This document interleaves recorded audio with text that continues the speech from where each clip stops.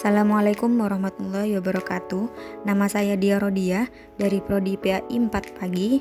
Di sini saya akan menjelaskan jawaban dari beberapa pertanyaan untuk memenuhi tugas mata kuliah Tafsir Tarbawi. Pertanyaan pertama, tafsir digunakan untuk menjelaskan, mengungkapkan dan menerangkan masalah-masalah yang masih samar dan belum jelas. Jelaskan fungsi spesifik dari tafsir ini. Fungsi spesifik dari tafsir yang pertama menjelaskan makna Al-Quran, yang kedua menafsirkan ayat mutasyabihat, yang ketiga menjelaskan asbabun nuzul, yang keempat menjawab keraguan dan kesalahpahaman, yang kelima menghubungkan ayat dengan hadis, dan yang terakhir yaitu meningkatkan pemahaman dan penghayatan. Yang pertama menjelaskan makna Al-Quran. Tafsir bertujuan untuk menjelaskan makna dari ayat-ayat Al-Quran yang mungkin sulit dipahami hanya dari teks saja, memberikan pemahaman yang lebih mendalam mengenai teks yang seringkali memiliki bahasa yang padat dan metaforis. Yang kedua, menafsirkan ayat mutasyabihat. Al-Quran mengandung ayat-ayat yang mutasyabihat atau samar. Tafsir bertujuan untuk memberikan penjelasan yang lebih jelas mengenai ayat-ayat ini agar tidak menimbulkan kesalahpahaman.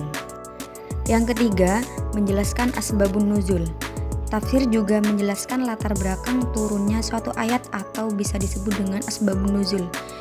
Ini penting untuk memahami konteks spesifik di mana ayat tersebut diturunkan dan bagaimana penerapannya dalam kehidupan sehari-hari.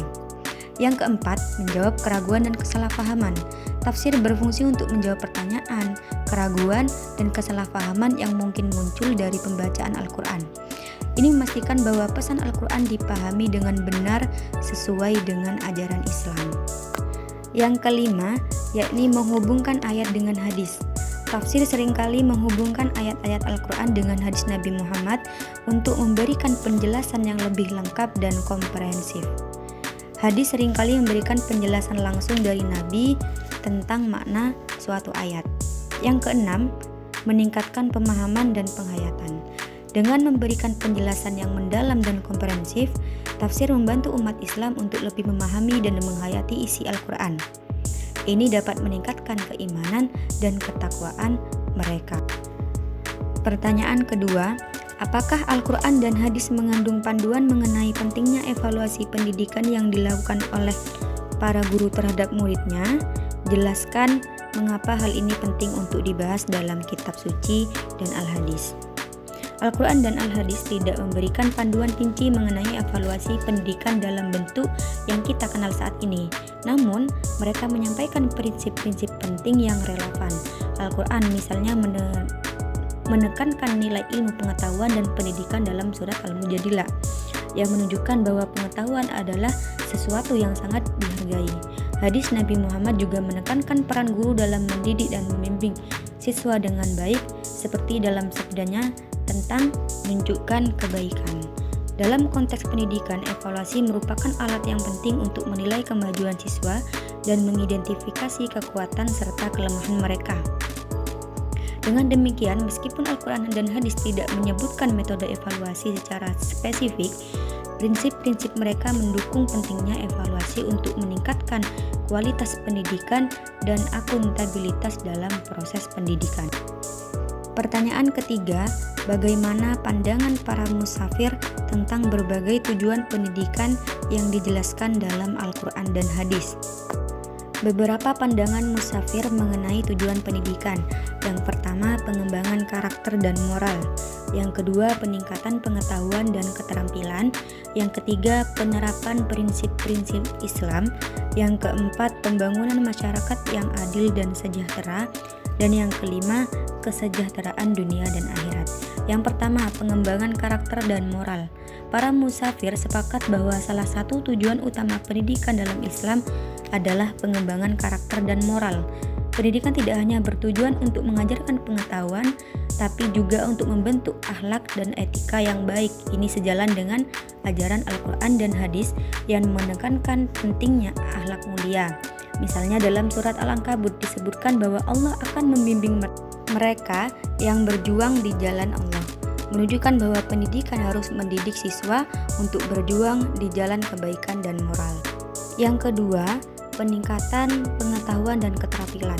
Para musafir juga menekankan pentingnya peningkatan pengetahuan dan keterampilan sebagai tujuan pendidikan. Al-Quran seringkali menyebutkan keutamaan ilmu seperti dalam surat Al-Mujadilah yang menunjukkan bahwa pengetahuan adalah hal yang sangat dihargai.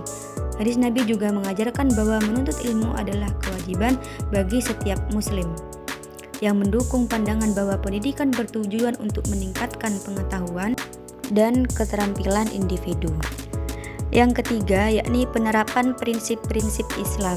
Tujuan pendidikan dalam Islam juga mencakup penerapan prinsip-prinsip Islam dalam kehidupan sehari-hari. Pendidikan harus mempersiapkan siswa untuk hidup sesuai dengan ajaran Islam, mengintegrasikan nilai-nilai religius dalam semua aspek kehidupan. Para mufasir percaya bahwa pendidikan harus mengajarkan siswa untuk memahami dan menerapkan hukum-hukum Islam dalam tindakan mereka. Yang keempat, yakni pembangunan masyarakat yang adil dan sejahtera. Para mufasir juga melihat tujuan pendidikan sebagai kontribusi terhadap pembangunan masyarakat yang adil dan sejahtera. Pendidikan diharapkan dapat menghasilkan individu yang tidak hanya baik secara pribadi, tapi juga berkontribusi positif bagi masyarakat. Hal ini sejalan dengan prinsip-prinsip keadilan dan tanggung jawab sosial yang sering diangkat dalam Al-Quran dan hadis. Yang terakhir, yakni kesejahteraan dunia dan akhirat. Pendidikan dalam Islam juga dipandang sebagai cara untuk mempersiapkan kesejahteraan baik di dunia maupun di akhirat.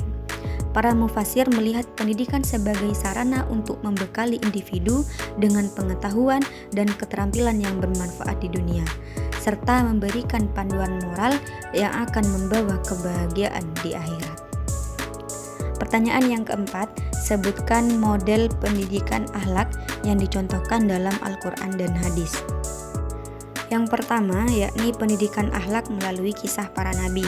Kisah para nabi dalam Al-Quran memberikan contoh konkret tentang akhlak yang baik, misalnya kisah Nabi Yusuf yang menunjukkan kesabaran, kejujuran, dan keteguhan dalam menghadapi cobaan. Al-Quran menceritakan bagaimana Nabi Yusuf menolak godaan istri penguasa dan tetap berpegang pada moralitas yang tinggi, yakni di surat Yusuf ayat 23-24. Yang kedua, pendidikan akhlak melalui perintah dan larangan. Al-Quran memberikan perintah dan larangan yang langsung terkait dengan akhlak, misalnya perintah untuk berbuat baik kepada orang tua, tetangga, dan orang miskin, serta larangan untuk berbuat curang dalam timbangan yang ada di surat Al-Mutaffifin ayat 1-3. Yang ketiga, yakni pendidikan akhlak melalui teladan Nabi Muhammad SAW. Nabi Muhammad dikenal sebagai uswatun hasanah, yakni teladan yang baik. Banyak hadis yang mengisahkan tentang akhlak beliau yang mulia, seperti kejujuran, kesabaran, kedermawanan, dan kasih sayang. Sebagai contoh, Nabi Muhammad selalu memberikan salam terlebih dahulu kepada anak-anak dan mendengarkan mereka dengan penuh perhatian. Yang keempat, yakni pendidikan akhlak melalui pengajaran langsung. Nabi Muhammad sering memberikan nasihat langsung tentang akhlak kepada para sahabatnya. Misalnya dalam sebuah hadis, beliau berkata, "Jangan marah, la taghdab." Nasihat ini menunjukkan pentingnya mengendalikan emosi dan menjaga akhlak yang baik. Pertanyaan kelima, yakni banyak ayat Al-Quran dan hadis yang bisa menginspirasi pengembangan sains dan teknologi di era globalisasi. Sebutkan beberapa ayat dan hadis tersebut. Namun demikian, mengapa umat Islam masih tertinggal dalam perkembangan sains dan teknologi? Ayat pengembangan sains dan teknologi yang pertama ada di surat Al-Anbiya ayat 30. Ayat tersebut berkaitan dengan Big Bang teori, yaitu teori terbentuknya alam semesta yang menyatakan bahwa pada awalnya alam semesta merupakan satu kesatuan, kemudian terjadi ledakan besar yang menghasilkan pecahan-pecahan dan meluas. Teori Big Bang ini adalah teori penciptaan bumi yang paling diakui di era modern. Yang kedua pada ayat Ar-Rahman, surat Ar-Rahman ayat 19-20.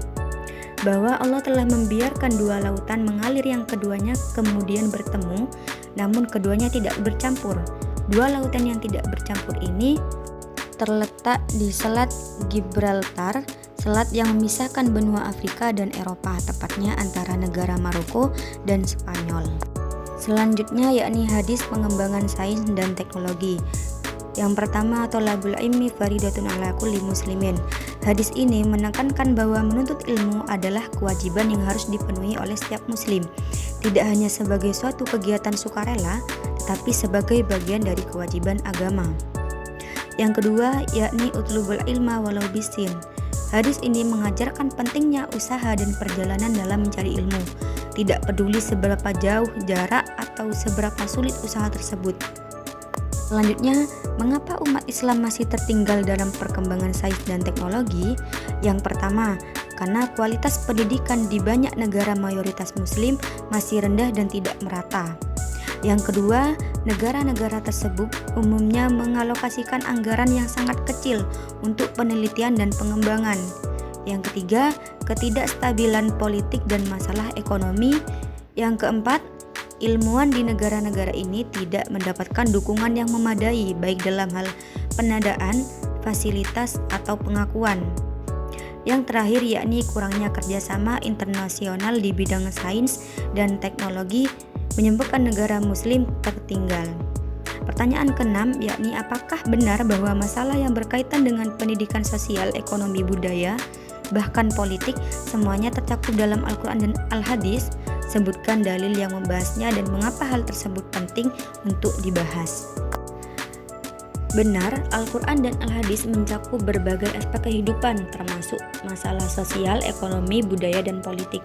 Berikut adalah dalil yang membahas masalah ini, yakni yang pertama surat Al-Hujurat ayat 13.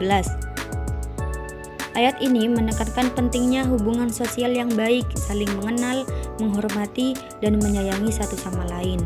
Ini penting karena harmoni sosial adalah dasar bagi masyarakat yang damai dan produktif. Sekian dari saya, kurang lebihnya mohon maaf. Wassalamualaikum warahmatullahi wabarakatuh.